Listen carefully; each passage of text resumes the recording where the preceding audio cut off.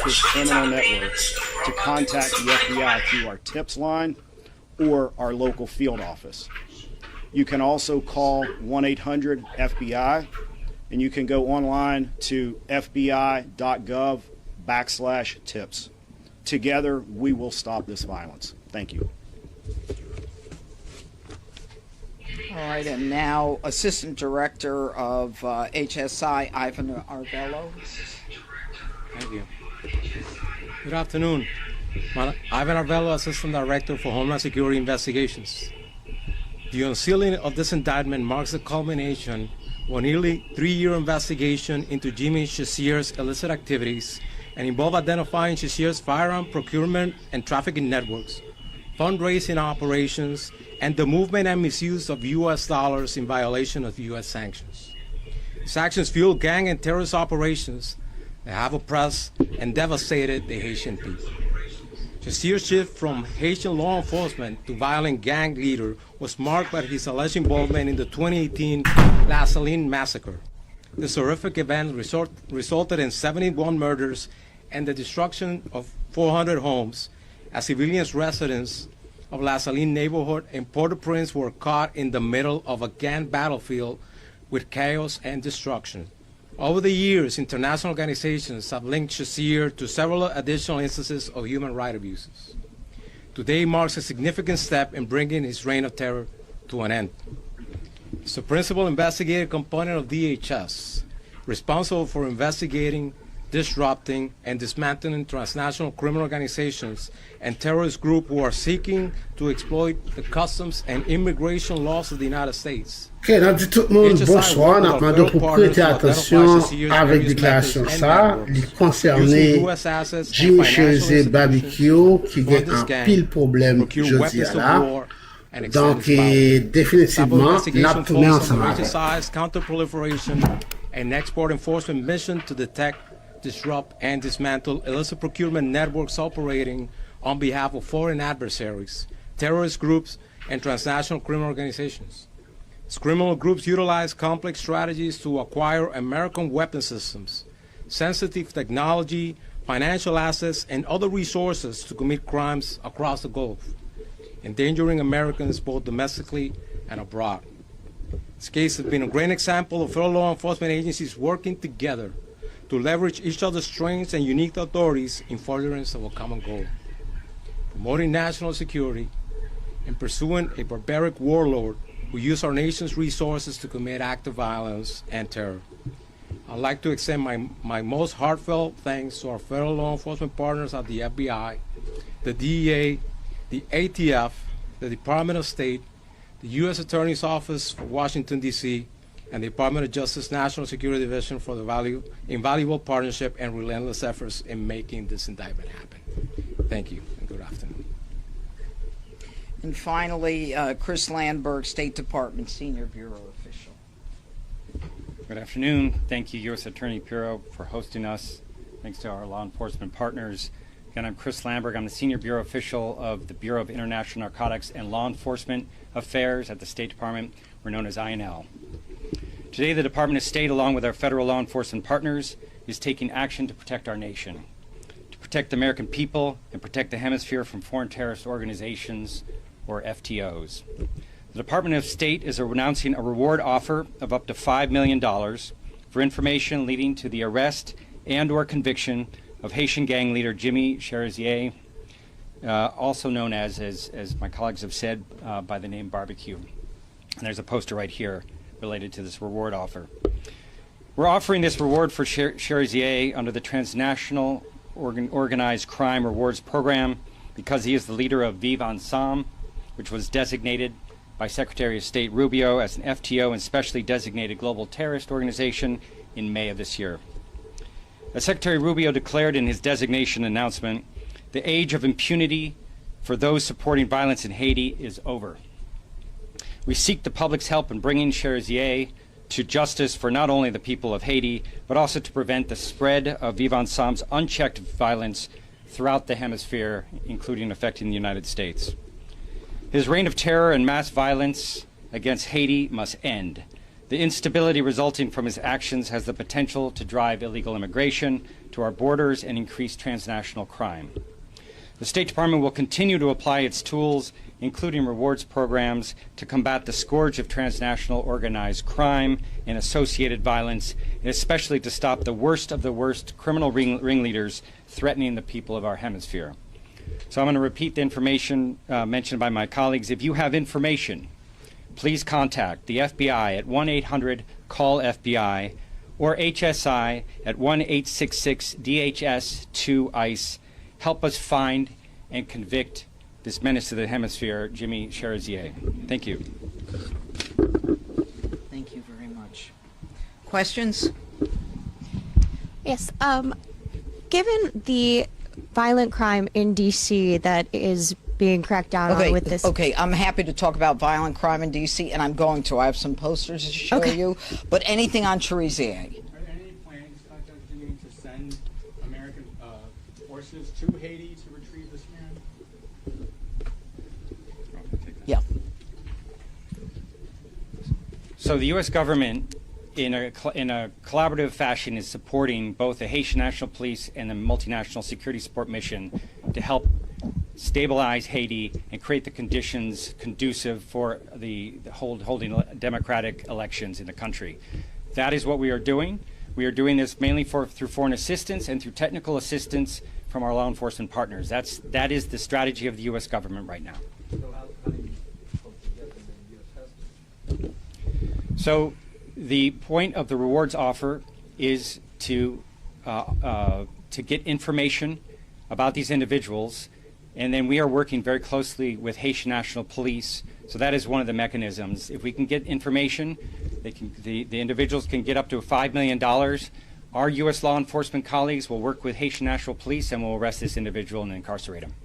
I had a question about the co-defendant. You said he was picked up in Texas, right? I noticed in the indictment he's a naturalized citizen, and there's been an effort by this administration to, in some cases, denaturalize people who are convicted of crimes. Is that something on the table that he'll be looking to do once he goes through the judicial process? Well, I think it's a little too early now to really comment on that. I think right now our goal is to get a conviction here, and then we'll make a decision as to what's appropriate. There's a lot of steps before you even get to that. Anything else on CHERISIER? Do you plan to indict other Haitian gang leaders? Is this just the beginning? And do you have any sense of where he might be? If we knew where he was, I wouldn't tell you. I'd go over there myself. No. Right. That was a joke. We certainly have some information, but, you know, we need whatever information we can get from the public. We don't have him in our custody. That's all I can say right now. Do you want to add anything to that, guys? Okay. All right. Greg, anything? All right. Thank you, gentlemen. Thank you.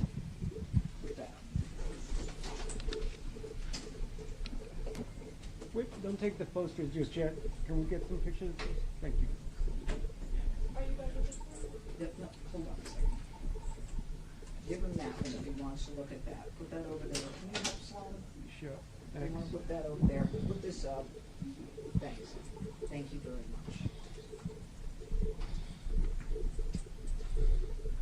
All right. Are you done? We'll have them up here for you guys to shoot out. Yeah, they'll be here. You can take a look at it. You know, there has been a great deal of discussion. Can we get you the mic? You want me at the mic? You know what? If you could hold it, that'd be great. Thanks. There's been a great deal of discussion about crime in the district.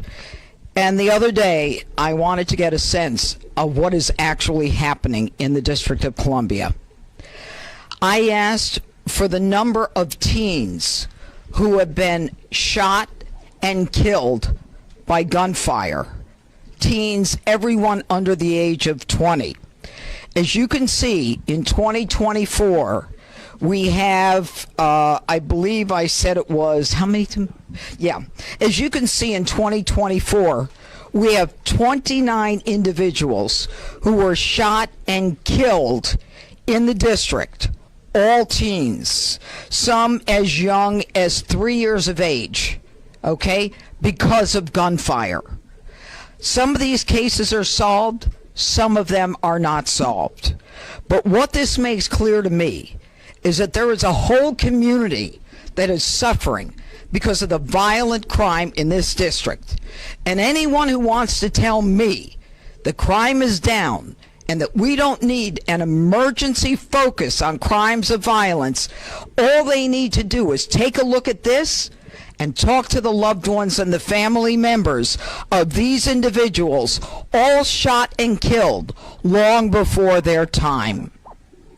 Now, over here are the individuals who were shot and killed under the age of 20, all teenagers in 2025. And the number here is 16. Again, all members of the minority community here.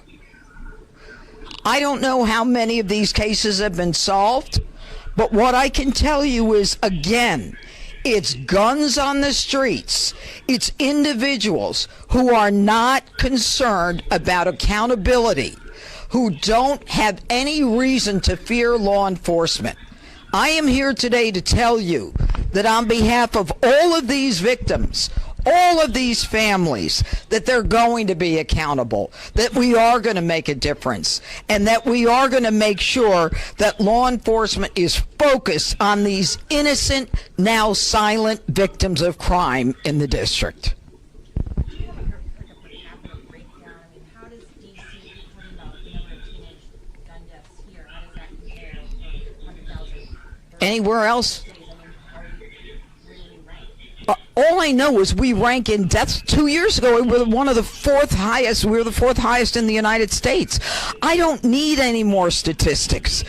All I need are people to recognize that these were vibrant human beings cut down because of illegal guns. I guarantee you that every one of these shootings was with an illegal gun. All right, and I guarantee you that every one of these individuals was shot and killed by someone who felt that they were never going to be caught. And I want to send a message that we are going to catch you, that we are going to change the laws, that if you're 14, 15, 16, 17, we're going to bring you into the justice system. No more of this DC, council, if they're under 16 or if they're under 19 or if they're under 25, we'll give them probation. No more. I'm done with that. You said it's guns on the... that you face, and you're just talking about it right there, but what can you conceivably do as the DC U.S. Attorney to address those laws, address the DC crime rate, which is not accredited, and also at the same time address some of the prosecutorial issues you talked about? Okay.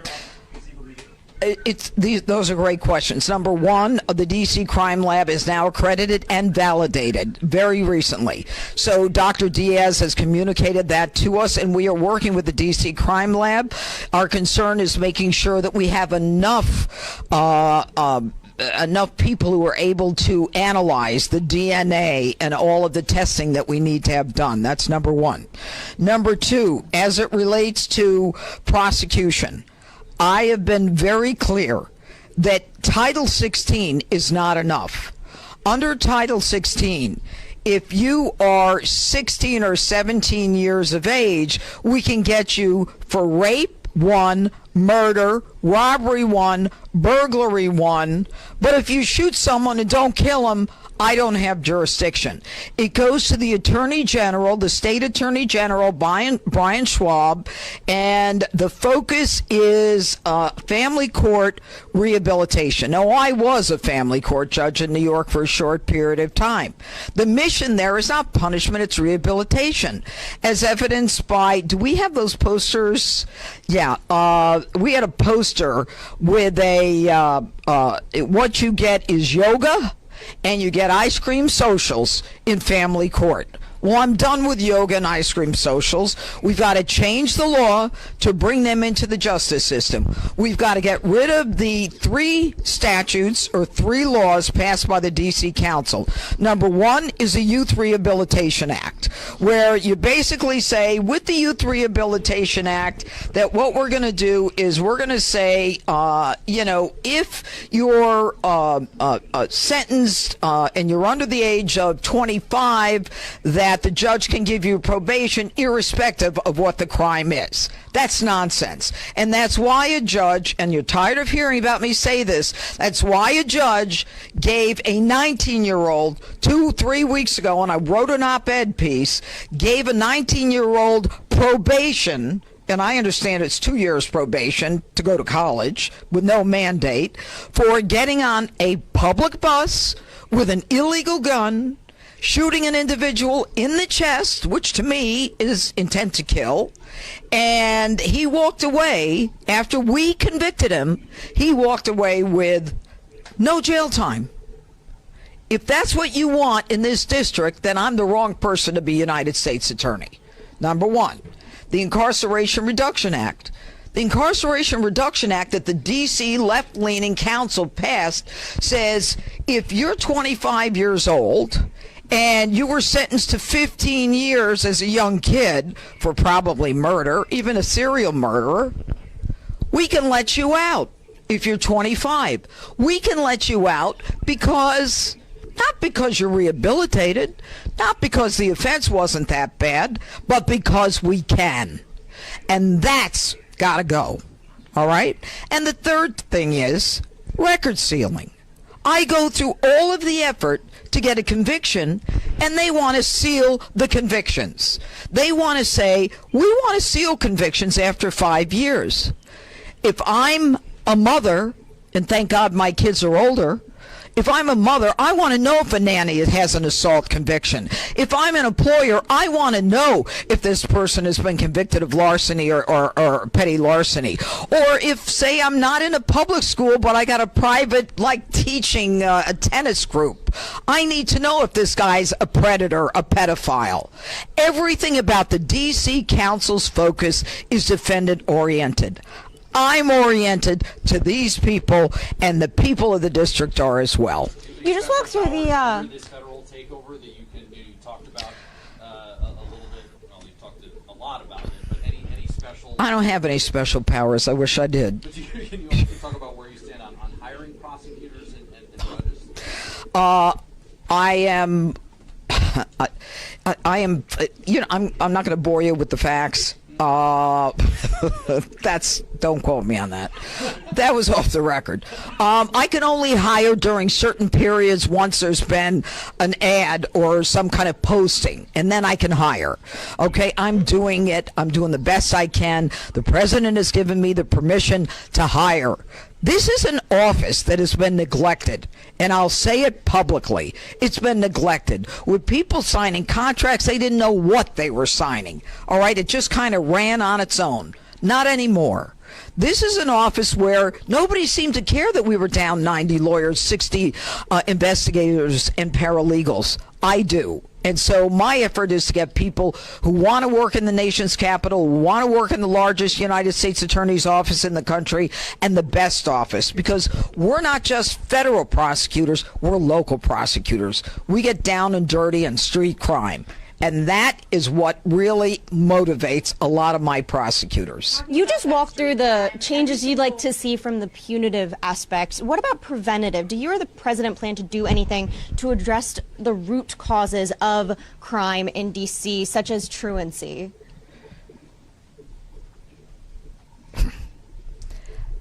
My job is to try to heal the victims and prosecute the criminal. Everybody else can deal with rehabilitating the individual. I honestly am not concerned about why they commit crimes. My concern is if they commit crimes. My concern is the victims of the crimes. That's my job as a U.S. attorney. Go ahead. But just follow up on that quickly. Is a felony one. And And right Yeah. now, D.C. Superior Court judges are scheduling felony one trials in 2027, in part because there are 13 vacancies right now that's going to grow in January. The president has only nominated one D.C. Superior Court judge. It's a process that takes a while with Congress because of D.C.'s rules. Have you talked to the president about Yeah. this? Is the White House moving forward Yes. with more nominees? You're going to need these judges to Yep. get these done. As recently as yesterday, I spoke with the president, and I have spoken to the president before about these vacancies. The president wants these vacancies filled as soon as possible because, like everyone in this room, it's common sense. It's not fair to the victims, to the families. It's not fair to the defendant. Why should the defendant who's charged with a crime have to live with a case for 3 years because there's not enough judges? We're all on the same page about what makes sense and what's fair. And so we're working on that. There's a whole thing with the Judicial Nominating Commission, and then they have to get approved, and then we have to get the Senate to approve. When You, can we expect stuff? you can ask the Senate No, the names from the president. He has to know. When can we expect names? soon, very soon, soon. You said a redistribution of resources by the FBI. Okay, you're out of time? That means he's had enough. Goodbye. Thank you. I want you to report on But this. you said it's is guns. important. You said it's guns on the street that's causing this problem. Are you concerned that the DOJ's funding cuts to gun violence prevention programs undermine the Stop effort? it. We are putting all kinds of resources onto the street. But what about the gun aspect of the gun God, violence? thank you guys. Thanks. Martin issued a press release hailing the drop in crime rates at the end of April. What changed? It's never enough. This changed.